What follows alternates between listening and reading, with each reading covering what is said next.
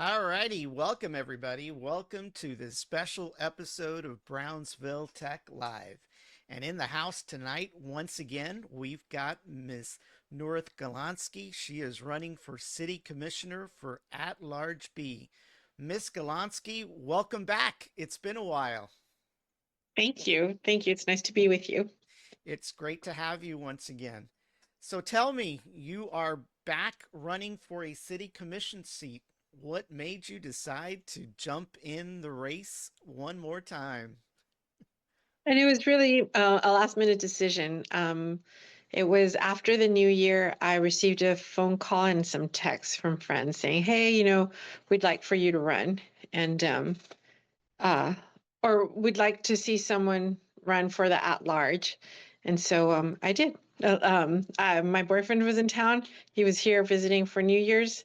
And I told him, well, if I do this, then I think you should meet some of the players.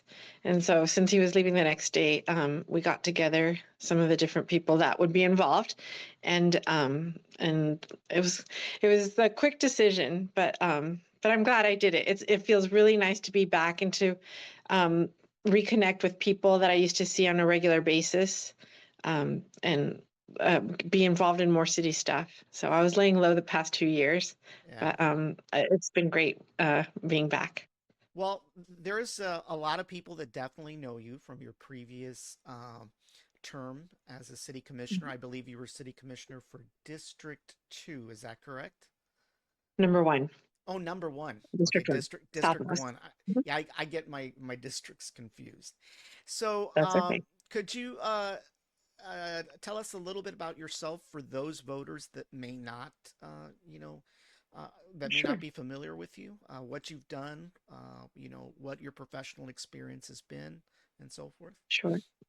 So my name is Nurith Galonsky. I am now 50 years old. I turned in December. I was born and raised in Brownsville.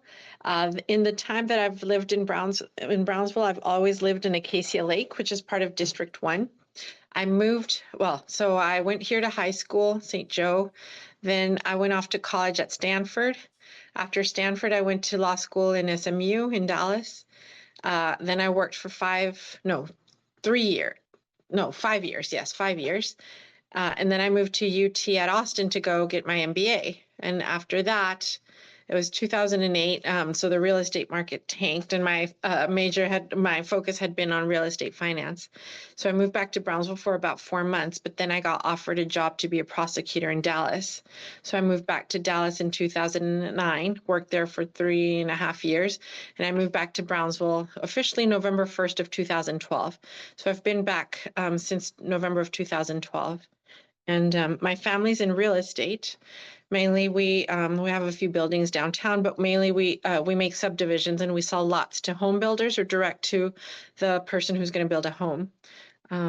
We have different subdivisions around town. Um, uh, Once I moved back, I got appointed to the PUB board, and I served for 6 years until I was elected in 2019. And so I was the District 1 City Commissioner from 2019 to 2023, which was 2 years ago. I lost my reelection bid, and so now I'm added because I'm eligible to run for the at-large B. And it's good to be back. Yeah. Well, we're Um, definitely glad to have you on the show, and I'd like to kind of give you an opportunity to um, kind of describe uh, what makes you the most prepared candidate uh, over the rest of your opponents. What makes you different from them in general? What do you Well, think so you I have bring? the Yeah, 4 years of experience, yeah, as a city commissioner, and I think most people would say that they were impressed with the job that I did. They did not expect me to go as far as I did in terms of really advocating for my district. Um, for the first time in quite a while, a lot of people saw the potential that Southmost has and what it could be. People always complimented me on my communication. I posted regularly on Facebook. I'm not tech savvy like you. My posts are pretty simple, just like pictures and a blurb. I'm better at writing than I'm not very tech savvy. But and I was very involved. I would go to meetings. I would make sure that things happened in my district, and I was always advocating for money to be spent in my district, for things to be done in my district, and um, I would communicate with people a lot. So it was unfortunate that I lost my reelection bid, but we had a low turnout, and it's hard when you have a low voter turnout 2 years ago. I think I'll have a lot of fans that were outside of the district, and so they're happy to see me that now I'm running for at large because they can vote for me. Right. And they saw what I did for 4 years, and I'm getting a lot of good reception, and they're looking forward to see what I can do for the whole city. So, based on your last term and up to now, what do you think are some of the issues that we're facing as a city, moving forward? Obviously, 2 years is quite a long time, so there's a lot that has gone on since then. So, what do you think some of the most pressing issues that we currently have in the city, and how you plan to address those now as a commissioner that's just not focused exclusively on a single district, but all districts in general, correct? So, I see that the city's growing and growing rapidly, and the cost of living is getting higher, which is of great concern to a lot of people. As an at-large commissioner, I see the role is you have to work on projects that are bigger and have a broader scope. They benefit everyone across the board. Um, so for example, one of the things that I've mentioned already in one of my videos is that the cost of housing has increasingly high, right? The valuations of our properties have gone up, and even though sales tax, or sorry, property tax is less, the amount of money that we're each paying out of our pockets is higher. Not to mention that the cost of construction is getting more expensive, right? Materials and labor has gotten more expensive than it was prior to the pandemic. Then also just permit fees. So these are the kinds of projects that affect everyone. A lot of people are, young people especially, are trying to go and get their starter home to begin their adult life, and it's becoming really cost prohibitive because they may not qualify for a mortgage. Interest rates are very high. They might not have enough money set aside for a down payment. Their credit scores might not be very good, and not then to add on top of that, the cost of construction and permits and everything is a lot higher. So these are things that I could help with, by making sure that the city adopts programs to assist people and to stabilize housing. Um, for example, one of the things that recently happened was the cost of getting permits has gone up. I Mm, mean, as it is, if it's cost prohibitive, we don't want to add to people's burden by increasing the cost of permits and just delays. There's a huge delay in getting plans reviewed because there's too many people. Well, there's a lot of plans to develop, yet not enough staff at the city to review them on a timely basis. right. Things like that, making sure that we have proper staff, proper that the department is properly staffed so that things can just flow more smoothly. Another thing, roads, right? We're always talking about roads, and I don't remember where you live, but I remember that at one point you lived like in Reese Park. If you come over to the Four Corners, which is my neck of the woods, Right. there's so much traffic trying to divert away from International Boulevard. Right. Um, it's outrageous. Well, it's a good thing because it means that the road is getting fixed, but the diversion of traffic is horrendous. Right. Um, and these are things that we should probably be able to deal with better. Right. Um, but then again, I also see that happening in most throughout the city. Like if you go through the major thoroughfares, there's just a lot of traffic, truck traffic, people traffic. So Well, one of the these are things, problems yeah, that we one could of the work things I with. wanted to touch on was exactly that, is the traffic. You're right. I mean, I kid you not, when I take my daughter to school, on any given day, the traffic is horrendous. And it almost seems like the lights aren't even synchronized properly. So I don't know if it's that the lights aren't synchronized or we just have an excessive amount of traffic. One of the reasons I don't let my daughter drive to the university, to be quite honest with you, is that there seems in the last 2 or 3 years a backup of semis and 18 wheelers that literally to get to that boulevard, University Boulevard, I believe. I Mhm, literally have mhm, to get in between trailers just to get to the lane so that I can get to the university. In fact, the worst part is there was one day, I kid you not, that I couldn't cross. It's illegal to actually cross on a solid line, right? It's illegal. You have yes, to, correct. right? Mhm, Well, I had no choice because in front of me there was a bunch of semis down there, and I had no choice. Well, just my luck, the cops, one of the cops saw that and he gave me a warning. And I told him, I said, look, I didn't do it intentionally. It's just that traffic going south to, Veterans Bridge is horrendous. And mhm, here on 802, I mean, if you go down 802 before you get to the freeway, that traffic is just horrendous. Alton Glore, it seems like it's just gotten worse and worse. I left Houston because of the traffic. And it mhm. was nice coming down to a city that didn't have traffic, but now it's like, oh my gosh, what can we do? I mean, are there any plans to divert traffic? I've even seen, which I don't know if that's even allowed, I've even seen semis come down Boca Chica. I thought that wasn't allowed.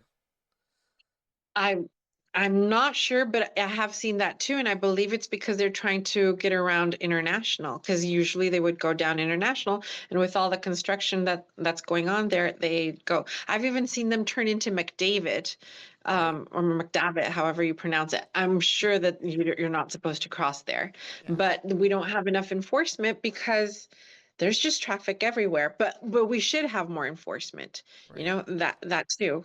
Um, we should also work with federal officials to try to make sure that there's better flow, however we can, at the bridges, right? Right. So, because you're right, it's the big trucks. I have a pretty good idea that you're talking about when they get off, when they're trying to go, yeah, like that last part of the highway, Right. before the traffic light. Right. It's crazy, yeah. Yeah. Especially if you hit it at certain times of the day, it's even worse. Yeah. Yeah. Yeah, Um, that's one of the things that is just incredible.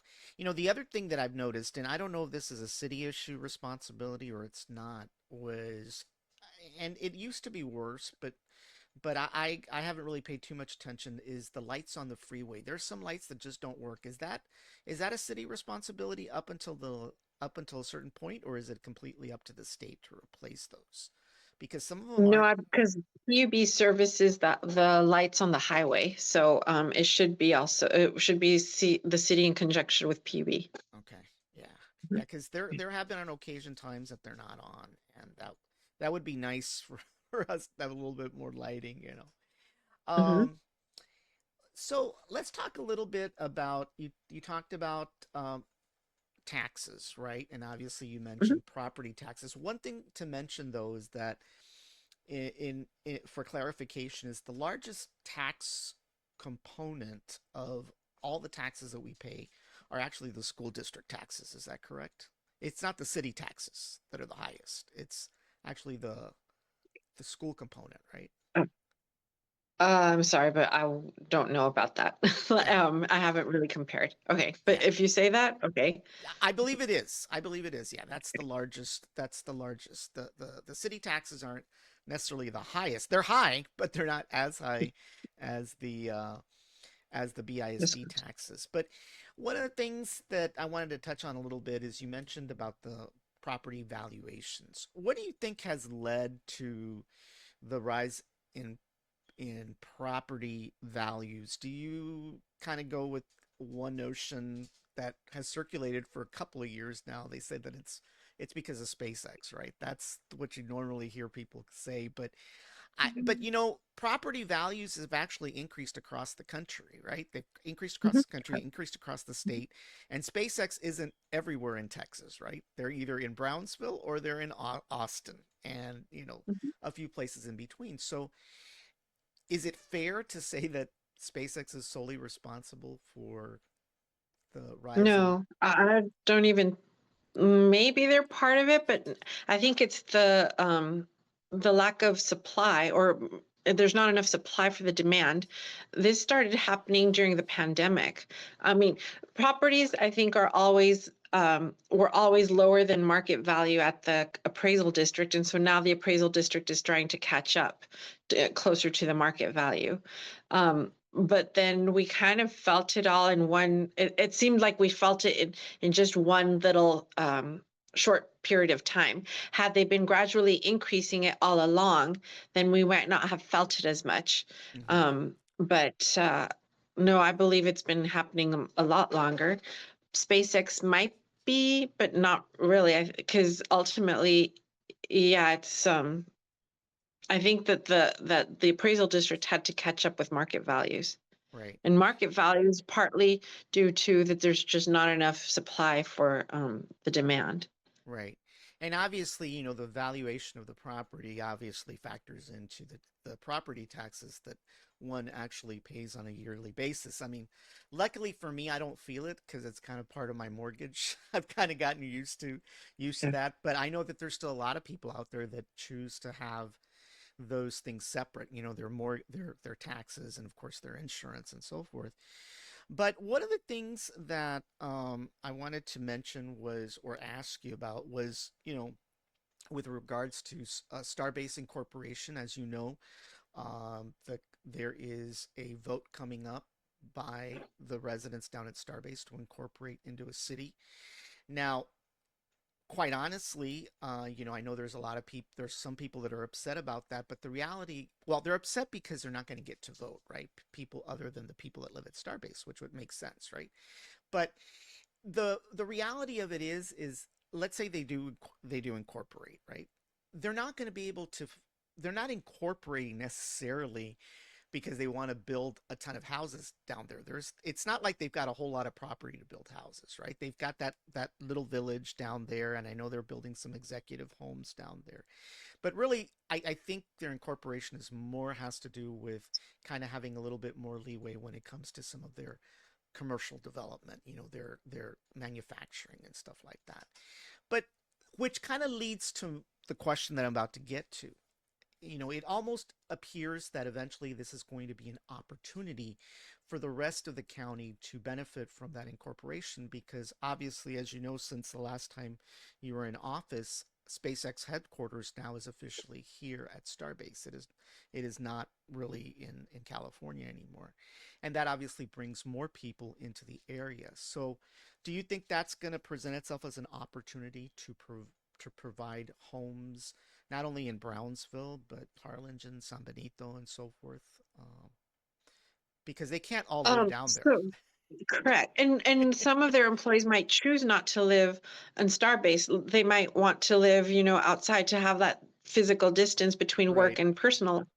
right. Um, so yeah, I have met SpaceX employees who choose to live outside of Starbase. Yeah, And so that, yeah, that is of benefit to all surrounding communities. yeah. Well, definitely, I Mhm. know what it's like to not be able to disengage from where you live and where you work because it's the same place practically for me. Mhm. So there are days, I'll be honest with you, I'm working late till 8 or 9 because I just lose track of time, and so I can understand why people would not want to necessarily live right there at Starbase. Not only for that reason, but I'm not really sure I want to be down there when it really rains and stuff like that because it gets pretty bad. I've seen those videos. The last time it rained really bad, I mean, water was just overflowing Highway 4. And so I can definitely understand why you wouldn't necessarily want to live down there and just get away for a while. Uh, One of the things that I know that has come up in the last several weeks, and is with regards to sales tax revenue and collection. Obviously, there was a report a couple of weeks ago the controller office released where Brownsville sales tax collection was actually down, right? It was down, I don't know how much. It wasn't down that much, but it was down. And obviously in comparison to the rest of the county. And one of the things that I wanted to touch on, and I've touched on in the last few interviews that I've had with the rest of the candidates, is with regards to a multi-venue. As you know, there was an attempt twice to vote on a multi-venue. And I like to use the term multi-venue because if I use the term arena, all the cats come out with their claws. And so I want to call it a multi-venue, okay? But basically, one of my pet peeves is obviously we don't have a facility locally anywhere that can actually hold a decent graduation or even a decent high school playoff game. I mean, we learned recently that UTRGV decided to no longer hold their graduation ceremonies here in Brownsville. So that means that the families as well as the students now have to travel all the way to Edinburgh. And their excuse was at the time that, well, it was outside, number one, and number two, it was just not large enough. There was no large enough venue, right? And then, of course, we learned when veterans went to the playoffs last year about how bad the situation was at Sam Stadium, where you can't find parking, you couldn't park, and so forth. But we don't have a multi-venue, and I know that was a county, excuse me, a county initiative that was brought up. But one of the things that I've mentioned is the lack of a multi venue has caused and continues to cause a bleeding of money disappearing not just from the city but also from the county. People travel from this area to Hidalgo to go see a concert, to go see a monster truck, to go see a wrestling event. And not only do they go spend money to do that, they also go and spend money to shop and they go spend money to eat. And then if they're too tipsy, they may decide to stay overnight, which, by the way, then they end up paying a hot tax to Hidalgo County. Mhm. So I'd like to get your opinion on, whether we need to have a multi-venue. Now, I'm not saying that the city should be solely responsible for it, and I'm not saying that the county should be solely responsible for it. I think it should be a combination of the county, the city, and maybe private enterprise, maybe a rich billionaire 27 miles away. I don't know. I just think that, the sales tax collection, the revenue in the collection is down because it's leaving to Hidalgo County. And what do you think we need to do? I mean, is a multi-venue a solution? Is it not? Do we need one? Do we not? I think we have to distinguish between whether you need one and whether you can afford one. Right. Um, right? Whether we need one, yeah, I mean, yes, it'd be nice to have one for events such as you said, like the graduations from the university, big events, even graduations from the high school, because during the summer, right, or come May when you have the high school graduations and everyone's out in the sun and it gets blazing hot Oh now yeah. in May. Yeah. So that we need one. It'd be nice to have one. Right. I'll put it that way. It'd be nice to have one. Can we afford one? I would like to make sure that it would at least meet the cost of producing it. That it wouldn't be a money pit, kind of the way that the sports park has been. Because the sports park, for as nice of a facility as it has been, I don't think it's ever. I think it's always required a lot more money investment than what it's producing. And there's a lot of things that we still need more uh, than the arena. So Right. if you could come up with a plan where it you could make sure that it was being marketed appropriately so that you're getting events on a regular basis where we're not competing just from with McAllen. Because Right. if you're going to get like a famous person and they're doing a tour so that they stop in Brownsville and they stop in McAllen, where you're going to do get the same people, kind of the same way when Allegiant came and they were doing the Las Vegas flights out of McAllen and Brownsville. Well, you end up poaching from both markets because we just don't have that big of a demand, Right. to service that many routes to Las Vegas from so many different points of origin. Um, so that's me personally, this is just my opinion. Before I would vote on having the arena, I would want to see how we're going to pay for it, who's going to manage it, are they equipped to really bring in enough acts to make it not even profitable, but just break even, Right. so that it's not a drain for 5 or 10 years until Right. we finally kind of meet up. We're in the black, kind of sort Right. of.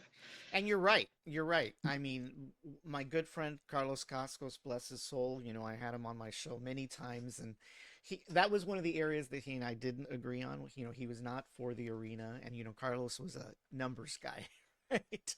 It was all Hmm. about the numbers. And hey, I couldn't argue with his math, right? I couldn't argue with his math, but definitely one of the things that I did agree with him is that in general, multi venues, whether it's a convention center, whether it's an arena, it takes quite a bit of time to become profitable. In fact, it was only recently that the McAllen Convention Center started making a profit. Harlingen, I believe, is still in the red. So they're not necessarily they don't necessarily have a quick return on investment, so to speak.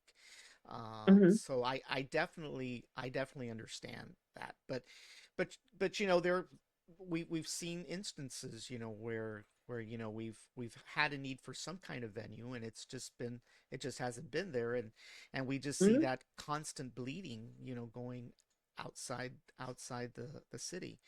So one of the things that you just touched on, and I was about to get to, is obviously the airport. I know that the airport was not in your district the last time, but now with the opportunity to run at an at large, a lot has happened, obviously, since you were last commissioner. I don't know if the terminal had been opened or it was briefly opened during that time when you were commissioner, but obviously that happened, right? And of Hmm. course, there was a little bit of a delay. Some people were complaining about the fact there was no restaurant or concessions, and I think they finally got that going, right? But Hmm. beyond that, which to me, I really didn't care for the restaurants because I personally don't like to eat before a flight. I get kind of queasy, so for me, that wasn't the big deal. The what continues to be a big deal for me is the air carriers, or the air carriers that we have reached out to over the last couple of years. As you well know, we had a Velo service the city a while back, and they pulled out, and their excuse at the time was that there was no demand. Now, I'm not so sure whether there was no demand.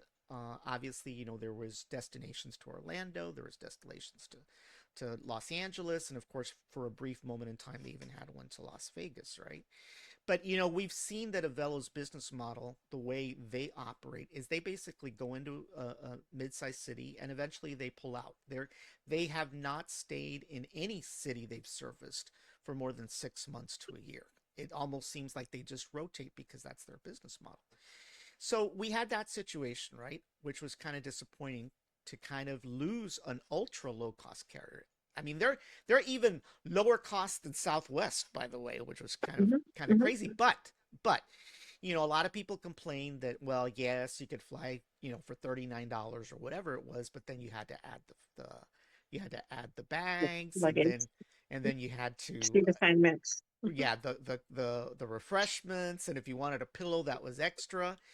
Well, at the time, I could understand the argument. Well, as we recently not found out, that seems to be the trend now. Southwest obviously is taking a beating because they Hmm. started charging for bags, and I guarantee you that sooner or later, those peanuts and those pretzels and those soft drinks are not going to be free, because that's the way the industry is headed. But what do you think went wrong with Avello? And let me ask you this question because a lot of people point out, well, the problem that we have is that we've got too many airports, right? We've got Brownsville, we've got Harlingen, we've got McAllen, we've got the three servicing the area. But on top of that, we have Matamoros and we have Reynosa, right? And they've got flights to Cancun and Monterrey and places like that. I mean, what do you think went wrong with Avelo, and what do you think we can do uh, to attract further carriers? I mean, United and American have done very well in this city. I've commend their their companies for actually servicing all three airports. I mean, we're very lucky. That's unheard of in a lot of areas where they service three nearby cities that close. So we're kind of lucky from that respects. But what do you think went wrong with Avelo, and what do you think we can do? Because quite honestly, we've it almost appears we need to get people to fly Brownsville, and I don't know what we can do to kind of change that. So this is all speculation because I don't know for sure what was the straw that broke the camel's back for Avello. I did fly on them at least on two occasions that I remember, the route to Las Vegas and then the route to LA. Um, we know that both that Allegiant has also that same direct route, but based out of McAllen. And unless you got a special, then maybe Allegiant was comparably priced, right? Mm-hmm. Avello did come out with some promotions that made it really tantalizing to go. I think those were the times that I flew. But you also then have Southwest. A lot of us have, including me, have a Southwest credit card, right? And Right, and so even though it was not a direct flight, but at least I had the flexibility of flying any day of the week that I wanted instead of just the 2 days that Avello right, offered. Um, the other thing, so that's those are some of my ideas on Avello, but again, it's just speculation. I don't know what exactly was the straw that broke the camel's back. But the two direct flights, you had a lot of competition for those. Between you had also United and American servicing Las Vegas and LA, and it might have been cheaper. Plus, a lot of people couldn't afford. I think it was just Wednesdays and Saturdays, right, or 2 days a week. I think yes, that you had the flights. Um, People need the flexibility too. Uh, so why though do we are or why are we still lagging the Brownsville airport even though it's like nice facilities, really quick in and out? It is really nice facilities. From what I've heard, sometimes flying out or usually flying out of Brownsville is more expensive than flying out of Harlingen on United or American. We need to do price analysis. At the end of the day, money and convenience is what makes a person decide which way they're going to go. right. Right. I, for example, my boyfriend lives in Austin. So I fly a lot out of Harlingen because they have two direct flights to Austin per Right, day. And right. once you have the credit card and you start up until now that where they didn't charge fees for turning in your luggage, um, even now with a direct flight, it's much easier to take a 48-minute flight, even though most of the time they didn't serve me drinks or stuff. But it's easier to take the 48-minute flight and not have to drive this 5.5, 6 hours that it takes me to get to Austin. Right. Um, but so those are some of the different factors. And unfortunately, it's going to be really hard to overcome until we can create enough demand out of Brownsville. The flights with kids when they were the undocumented kids that were being placed with other family members, that usually filled up planes on United and Yes. American. Like if you were to fly the early morning flight, you would see those flights full, and it was usually kids being transported, the unaccompanied minors that were being transported to be reunited with other relatives that were already in the US. Yes. But Yeah, I'm very we familiar can't. with that operation. I used to be a government contractor at one time for that specific area. And so I know that there are a lot of flights from all three major airports of undocumented children right at the time. Mhm, And I mean, there were some videos even like 2 years ago where, obviously the early morning flights were selected, right, for obvious reasons. mhm, But yeah, that was big business. In fact, I read mhm, an article that Delta, one year the majority of their revenue came from that that operation in itself, right? Which kind of leads me to another question. I know that since the last time you were a commissioner, SpaceX has now added a 737 of their own that flies into Brownsville back and forth as well. Oh, So there may not be a lot of SpaceX employees using commercial, right? So okay. I yeah, was not aware of that. yeah, Okay. there's Yeah. a But then, yeah, 737. there goes demand. There goes demand, Yeah. right? So hmm so hmm that's another factor. But what about an international destination? I mean, I know that we've got Airus right now that is servicing Monterrey, and I don't know how well they've been doing or not doing. I'm not really sure. I mean, they're very small planes, right? But hmm obviously, besides them, and once again, it's all about the market, right? Our domestic airlines are getting smaller and smaller. The quantity of airlines, right? Since deregulation happened back in the 70s, the amount of airlines has actually decreased, right? And so there's only a few handful domestics, and obviously even in Mexico, right? There's even a very few amount of airlines. You've got Vivo Aero Bus, and I can't remember who the other one is. I think wasn't it Aero Mexico that went out? One of them went out, right? So I mean, there's limited service there, and of course they're servicing out of Matamoros, they're servicing out of Reynosa. But do you think we could sport a an international destination, maybe to Cancun, maybe Mexico City, maybe Monterrey? I think they've been trying really hard for the past few years since they opened the new terminal to recruit an international airline or a domestic airline with a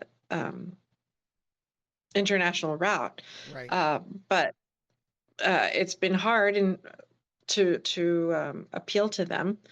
Uh, think if I mean it's been a while since I traveled out of Matamoros, but if up until the last time I went, Matamoros only serves like has one flight per day coming in and out, like right right, a round trip. So if they can sustain that airport with just one flight, like a front and back, then then that just goes to show, yeah, how hard things are for the airlines, right. right? Well, one of our So, viewers says, yeah, they say that that the flight between Hawthorne and SpaceX and Brownsville is a private flight, and that's true. Yeah, it's only for employees only. mhm. No doubt about that. And then he goes on to say Arus goes to Monterrey from Brownsville. Yeah, like I said, I don't know how well they're doing. Obviously, there was a few rumblings, back and forth about it's too small. But quite honestly, if I had my choice of flying on a jet or a small plane, I think I'd survive a small plane better than a jet. Mhm. So yeah, at least they can glide that thing, compared to a jet. Mhm. But let's see. And by the way, the comments are opens. Let's see what else.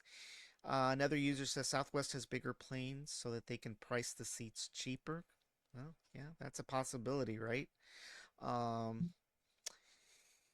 all right. Well, definitely we've beat that horse quite a bit, but definitely the airport is very important. There's no doubt. Mhm. I think it is an economic engine to the city, and it's something that we need to kind of focus on is how do we get people to fly Brownsville, and maybe we need to have those conversations with United and American. Basically tell them, hey, what's going on? Why are our flights much more expensive? Same flights between Brownsville and Harlingen, right? I mean, McAllen is not cheap.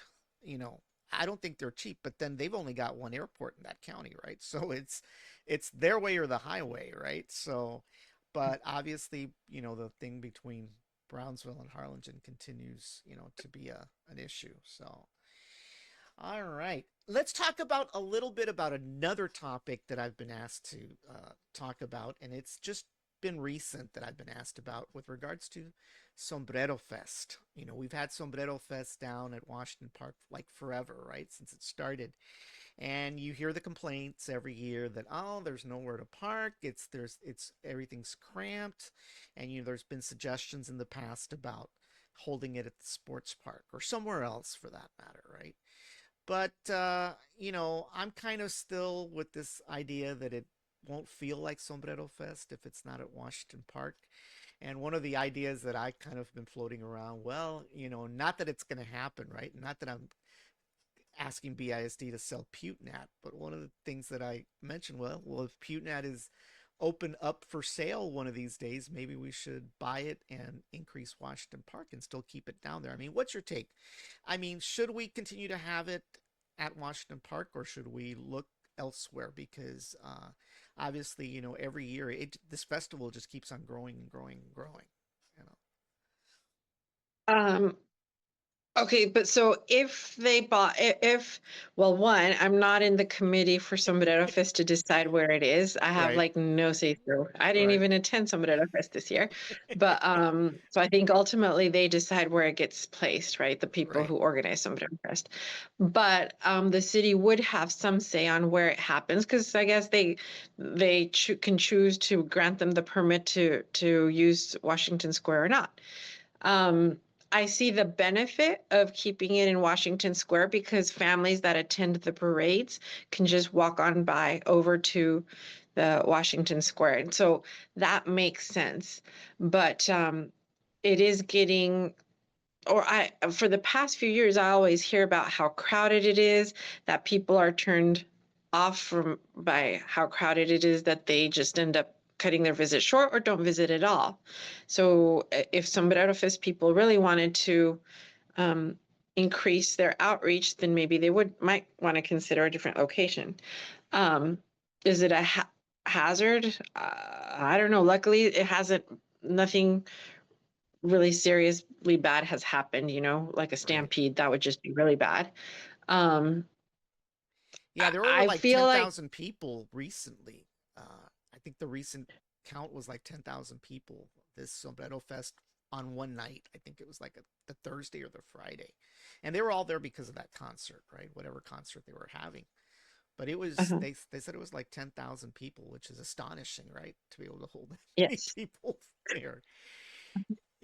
And of course, Mhm. I don't know if BISD would ever consider getting rid of PuteNet, but obviously I'm not sure we're going to get a good deal like we did with the Cummings one. I mean, that was kind of like a bargain basement price, that we got for that. Or I Well, and think so it I wanted was. to ask you about that. Like, how would buying PuteNet benefit? Just because would they tear it down and make more surface space, or like I just don't understand how buying PuteNet would Well, would make things I guess it would easier.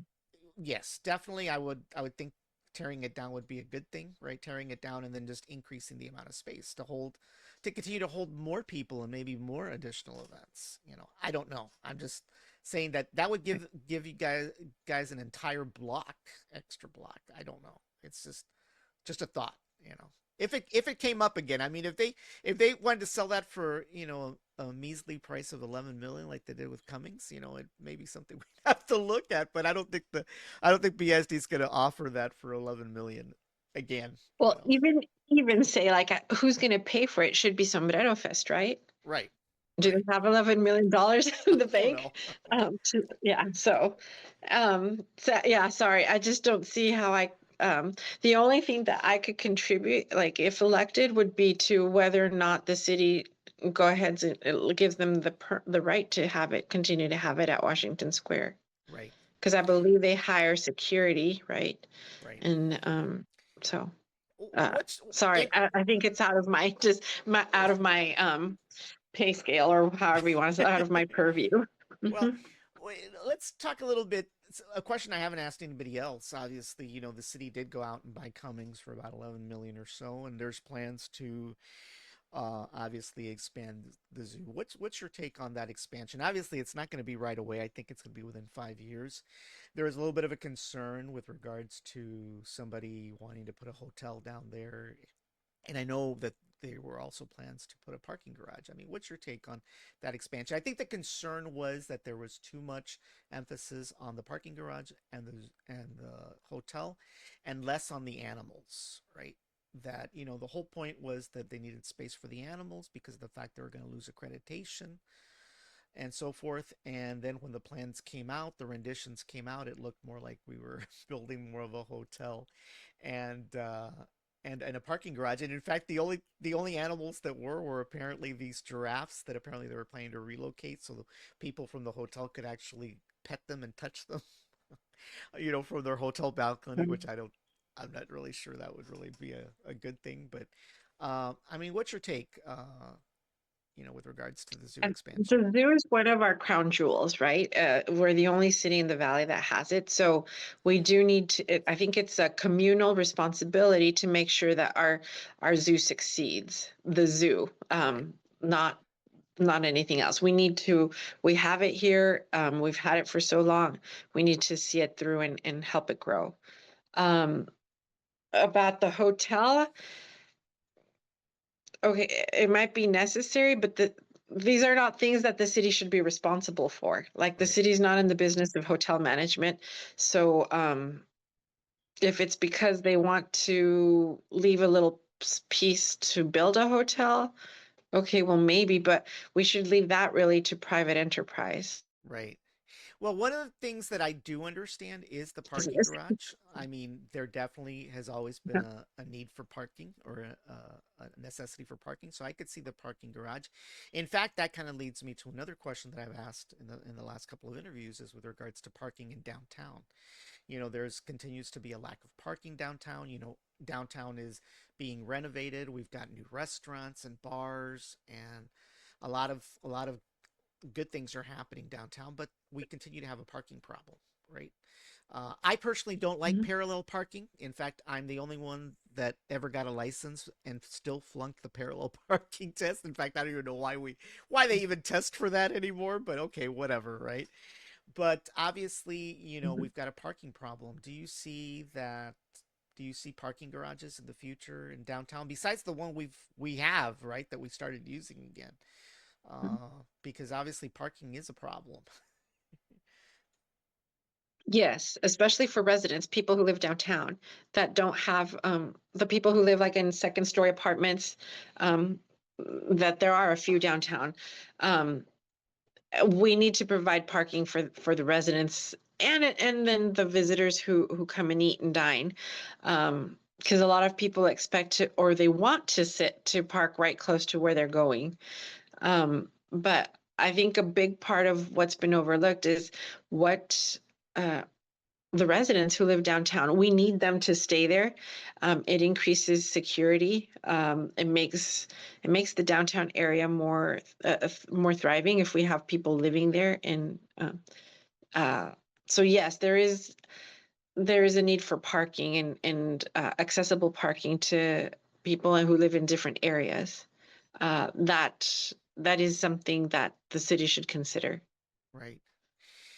Well, one of the things that I know I hear quite often is with regards to BPIC or BKIC or however it's called. And one of the complaints we get out there quite a bit is that it almost seems like when this organization has events that not a whole lot of people know about them, right? Or by the time they find out, it's already too late. Like I got I got texted like last week that apparently they've been holding some kind of techno conference every Friday. I didn't know anything about it, and I'm an IT guy. I would have enjoyed attending something like that. But there's also been concerns about, the kind of monies that get distributed into whom. What's your take on that with regards to that organization? What can we do to get more people to realize what they do?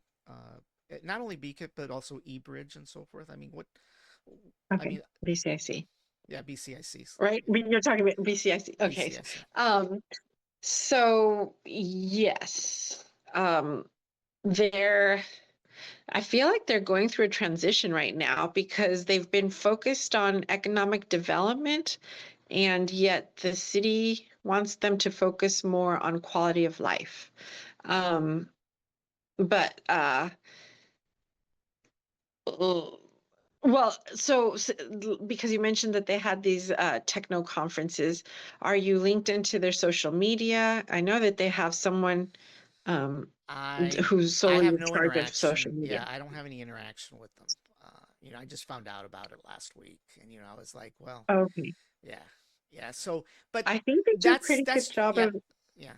That's just one Oh, sorry. example. I mean, that's just one example in my case, right? But I hear it all the time. I hear it all the time. We just didn't know about it, right? And Uh-huh. so, you know, I mean, what can we do? I even don't know if this is true or not, okay? But somebody told me that one of the local podcasters, bloggers, whatever, ended up getting a grant, and I was like, "What?" I said, "Heck, I didn't even know about that. I should have applied myself. I sure Jeez. needed the money." you know? I'm So, sorry you froze a little bit. I missed part of it. yeah, there was somebody that I think they were just yanking my chain, but they said, yeah, one of the local bloggers or podcasters ended up getting a grant. And I was like, what? They were even offering that? I said, heck, if I would have known, I would have applied. I sure needed the money. Uh, So I mean, I don't know. I think they were just yanking my chain, right? But the, uh-huh. the whole point is that, people don't seem to know that these things are happening until after the train already left the train depot. So Uh-huh. I mean, and I don't know who controls BCIC. Is it the city? Uh, It's part of the city, but it is independently run. Like they have okay, their own staff and they get their own revenues, but it is part of the city. yeah. Mhm. And I mean, when you mention quality of life, I know that there's that argument's been around forever. Like back for many years, whether we should spend more on economic development, more on quality of life. Can we do both? I mean, what's your take? What do you think right now is more of a priority? Should we focus on economic development, quality of life, and then what kind of quality of life projects? I mean, I know that Commissioner Gowan for many years has championed bike trails and parks and things like that. And I mean, we've got nice bike trails, right? We've got really nice bike trails and stuff. But I just don't know what other quality of life projects we'd be looking at. I mean, should we focus on economic development? Should we focus on quality of life? What's your take? I think both of them are necessary. With economic development, you're helping people, locals, nurture their business and hopefully increase and scale it up, right? And which then they can hire more people, they can spend more money, or maybe they're producing more, depending on what kind of business it is. So um, BCIC has done a lot of entrepreneurial, like smaller businesses, whereas JBIC always did more manufacturing, like or industrial things. Mm-hmm. So I think there is a need for the type of economic development that BCIC has specialized in, helping small businesses grow. Mm-hmm. And why I think it's really important is because they're the ones, they live here, they work here, they hire here, and they're getting our name, out in the world. But there's also a need for quality of life because unless you have good amenities throughout the city, people are not going to enjoy living here, and we're going to have a greater exodus of people because they don't feel that there's enough things that they might find in other cities. So it's a fine balance that you have to do between the two. Um, what I find to be one of the bigger problems in Brownsville is we don't have enough philanthropy, and it's just not in our culture, even at a small scale. Um, well, I think our culture is that we help out one another. Right. If maybe like your neighbor goes through an illness or has a sudden loss in their family, you might all, chip in to do a chicken plate thing. But we don't, it's not in our culture to say, you know what? I have $500 at the end of the year, and I'm going to give it to this nonprofit that really means a lot to me, or that I think does a lot to me. And so it's really hard for nonprofits here to survive, or even to survive because there's just not enough donations, right? Right. And um, maybe it's a lot of it is also we don't have most people don't have a lot of money to spare, right? Right. But I think part of it is also we don't have it in our culture to be philanthropic. Right. um which is unfortunate. And like in order to do some of the things like you suggested, like with the arena to do a P3, it's we don't have the big industry to be a partner in big projects Right, such as the multi-venue. right.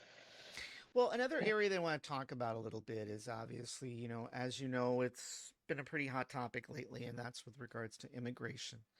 And obviously, the city of McAllen has been at the forefront, I guess, in the region when it comes to whether their local law enforcement is actually going to participate or agree to cooperate with federal officials to do immigration enforcement.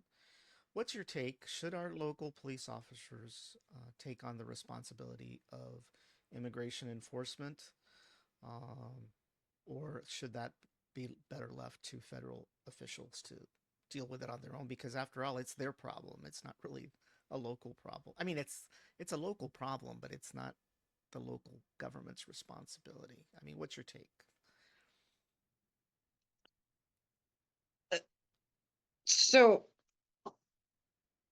we need federal monies. Like the city relies on monies that come from grants, that come from the state, and to violate rules that are sent up from above puts everyone at risk Mm-hmm. because there's a lot of projects or programs that are run by the city that rely on state and federal monies.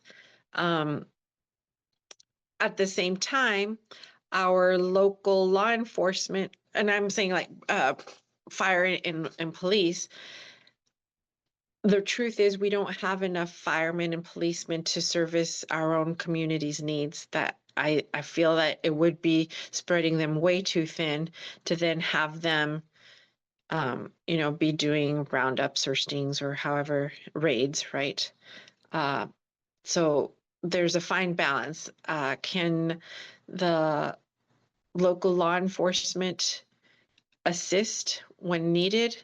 I I think we should, if that's what the government says, state and federal government says that they should do, then that's what we need to do.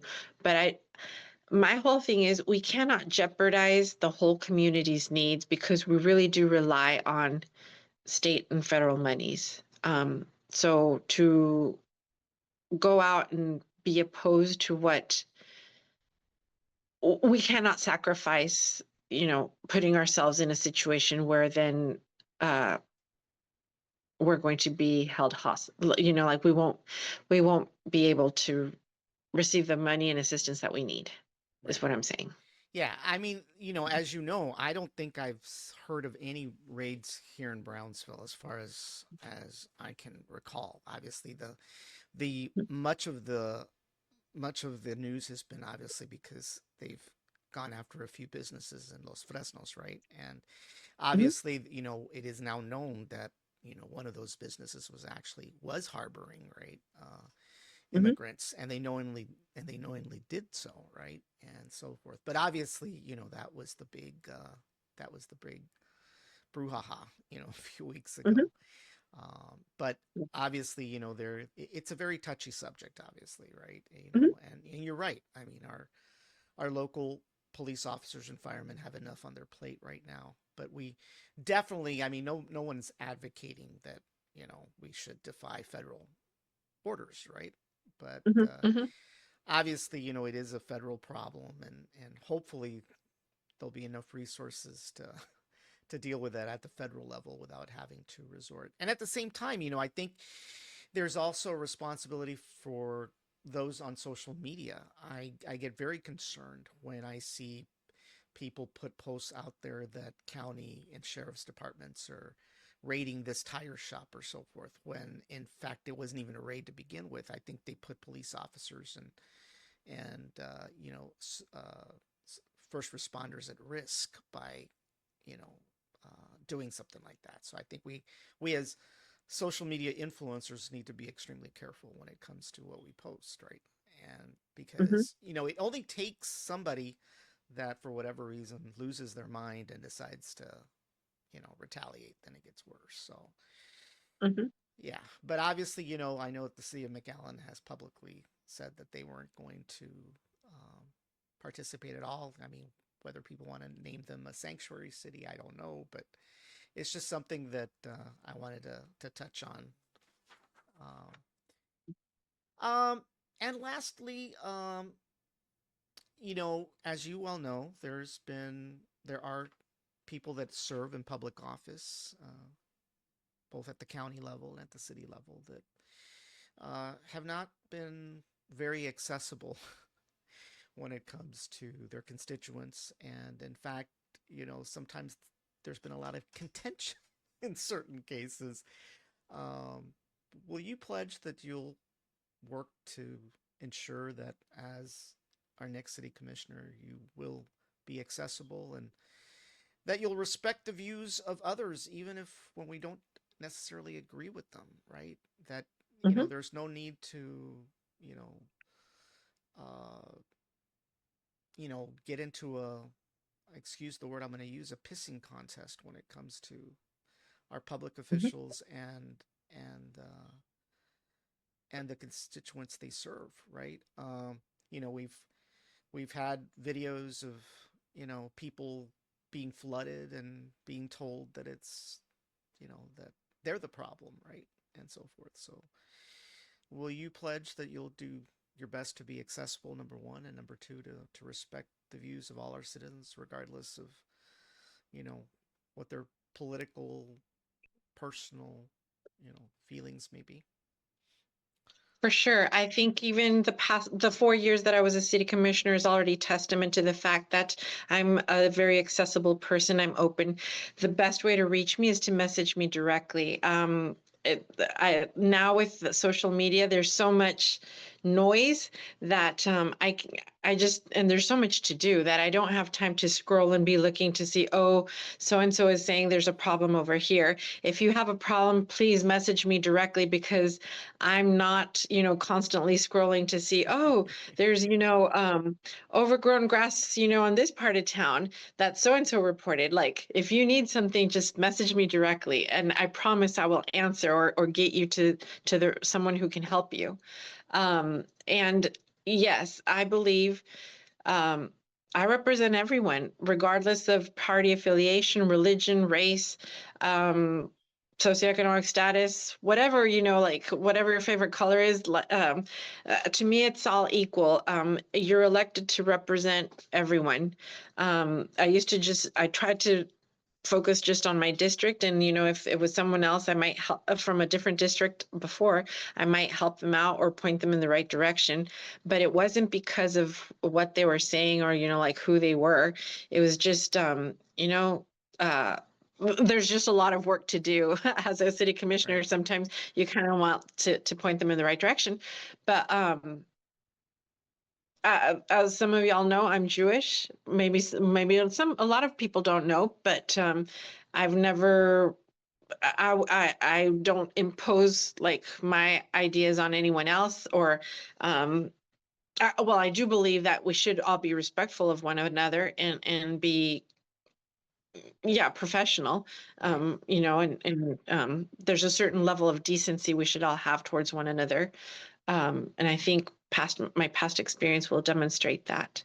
But yes, I will be accessible.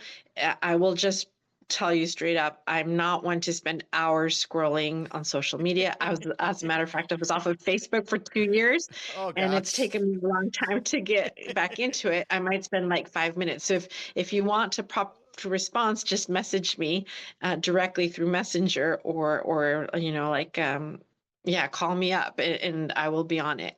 Uh-huh. All right. Well, believe it or not, we've been close to an hour, actually an hour and 4 minutes on. Is there anything that you'd like to leave or comment about before we close the show to the Thank you viewers? for today's conversation. It was very, yeah, it allowed me to expose some of my positions on issues.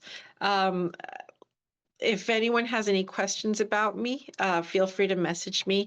I would appreciate everyone's support. It's going to be a tough race, and so we need people to go out there and vote. And if you like what I've done in the past, please consider voting for me again, because I would love to serve for another 4 years, and especially to represent the entire city. And by the way, as Ms. Galonsky has mentioned, it is important that everybody goes out to vote. Obviously, if you don't vote, in my opinion, you shouldn't complain, right?